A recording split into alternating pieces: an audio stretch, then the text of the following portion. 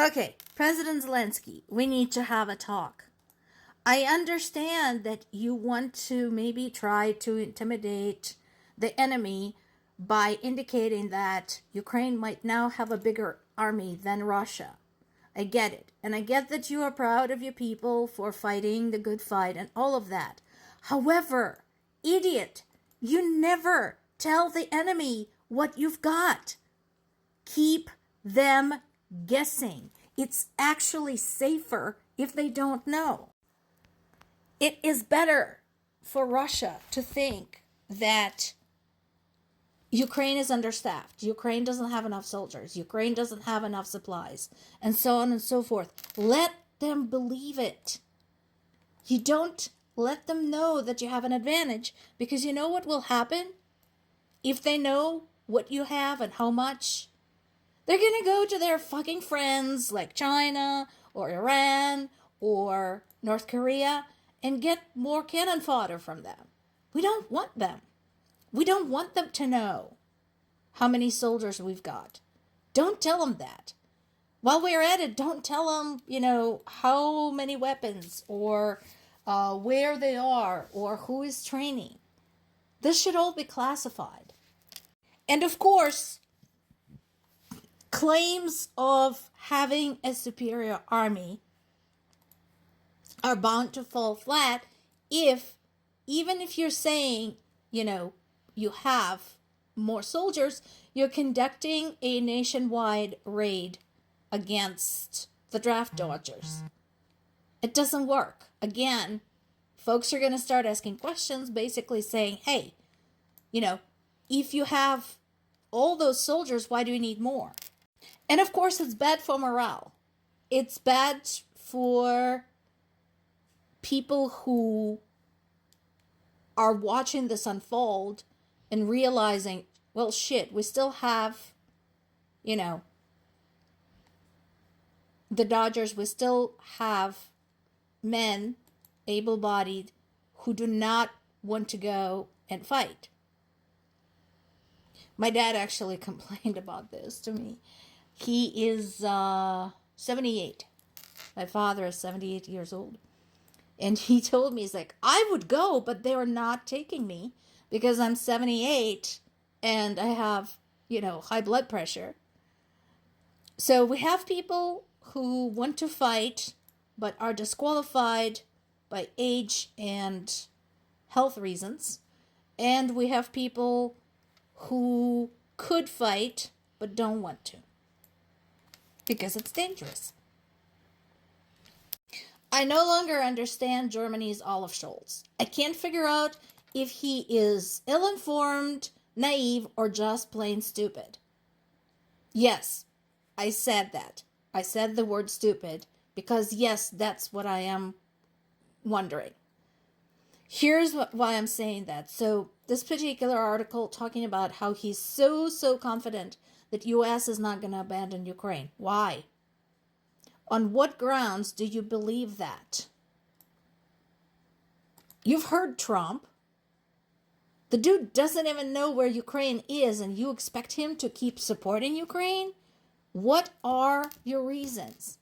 Also, you can't keep changing your mind and making contradictory statements. Here's what I mean. So on one hand, Scholz had said that Ukraine doesn't believe in NATO, or doesn't belong in NATO. Sorry, it believes in NATO, it just doesn't belong there. On the other hand, he says Europe should continue supporting Ukraine. He said that Europe is not prepared for a confrontation with Russia, but on the other hand, he believes that U.S. will continue supporting Europe and Ukraine. Those are contradictory statements. Figure out what your position is and stick to it. Because at this time, honestly, nobody knows what Scholz actually stands for and who he's with. Going back to what we started this with, so talking about what we have and what we don't have publicly, where our enemies can hear it. Okay? This. Russia's collaboration with Iran hasn't been in the news quite as much lately. Not nearly as much as Russia's collaboration with North Korea, but that doesn't mean it's not there. So why is this important? We talked about this in the past. One of the opportunities for Iran has been getting pretty much as much field data as they can possibly want on their Shahed drones. They've been supplying the drones continuously. Those have been absolutely devastating to Ukrainian civilians, primarily. Whenever you're reading about a major attack of some sort, something that took out multiple buildings, a hospital here, a kindergarten there, usually Shahed drones are involved.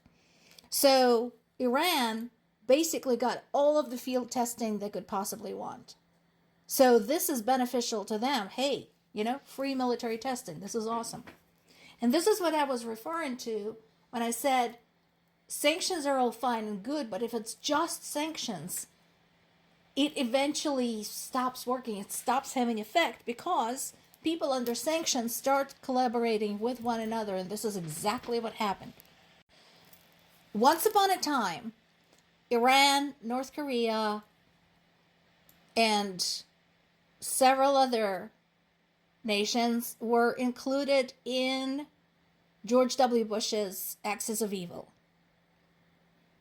And lo and behold, Russia became one of them and forged some very successful partnerships with them. Despite all of the sanctions, Russia still has something they want: technologies, research, some types of weapons that they don't have. And they have what Russia wants: drones, troops, and so on and so forth. So, all of these countries, Russia, Iran, North Korea, are sanctioned through the gills at this point. All of them. And yet, they've been able to successfully aid each other when it comes to their military conflicts. Not only the U.S., that has been on Iran's and North Korea's and Russia's blacklist for a long time, but all of their neighbors should be freaking out right now. South Korea, Japan, Iraq, well, actually all of Middle East. All of you should be banding together against Iran, Russia, and North Korea, because guess what? They're not just playing nice with Russia because of the goodness of their hearts. They are playing nice with Russia and considering what's in it for me. What advantage is it going to give me in the region? And here you thought Ukrainian war has nothing to do with you.